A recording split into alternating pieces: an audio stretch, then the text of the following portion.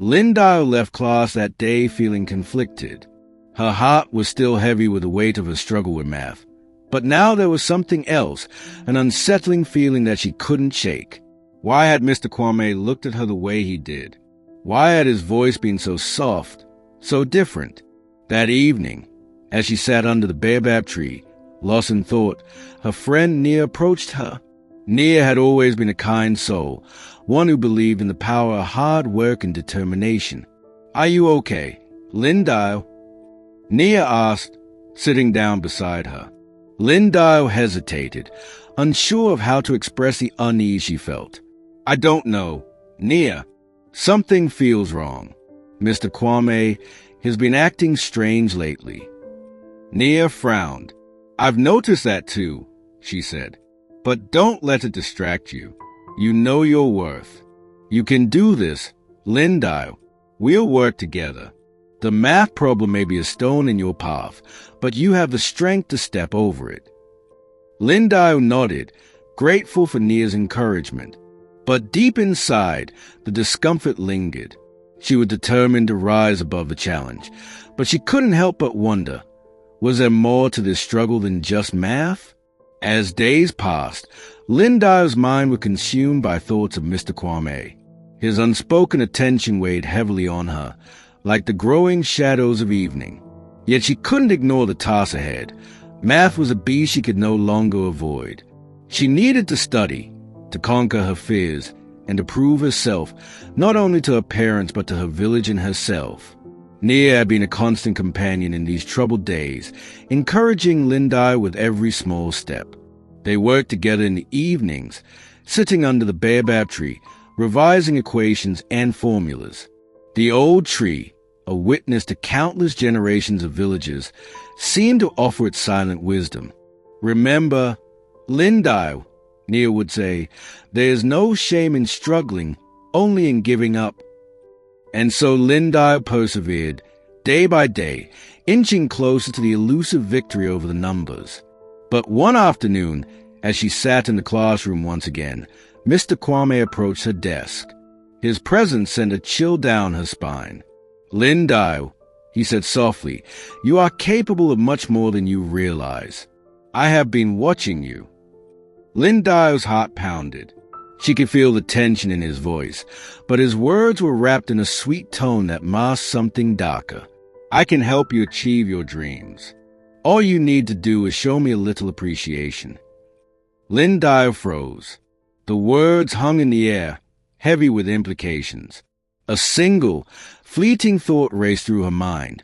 Was this the price of success? Was she expected to compromise her integrity to get ahead? A cold sweat broke out on her brow. No, she wouldn't let that be the path she took. The school had been unusually quiet in the days following Mr. Kwame's offer. Lindiwe's mind was a storm of confusion and fear.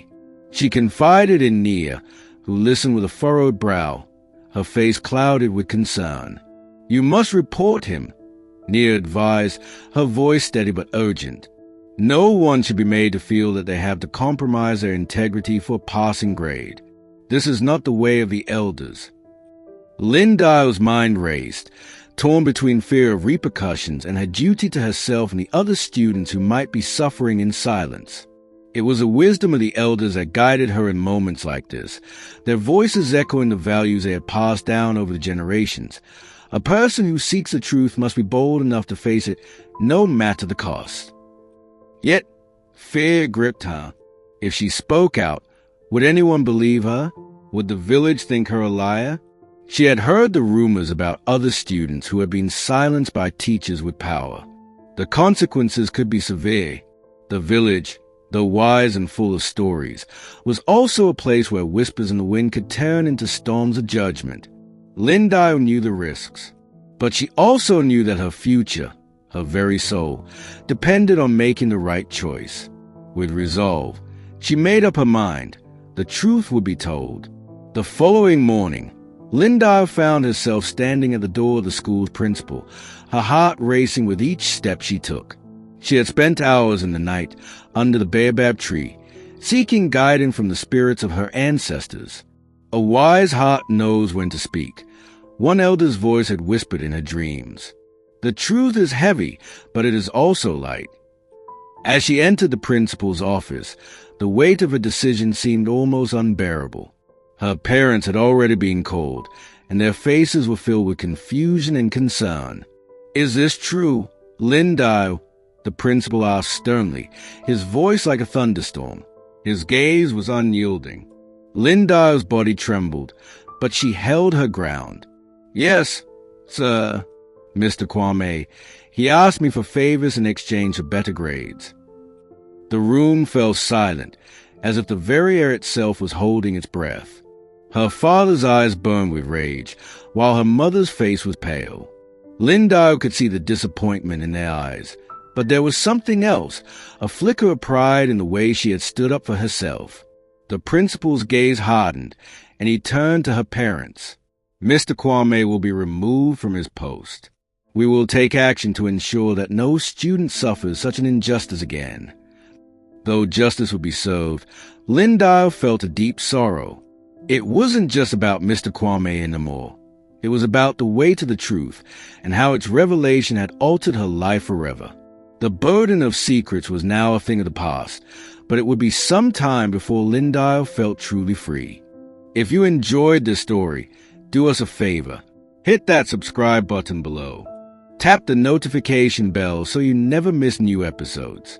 And don't forget to like and share if this story touched you.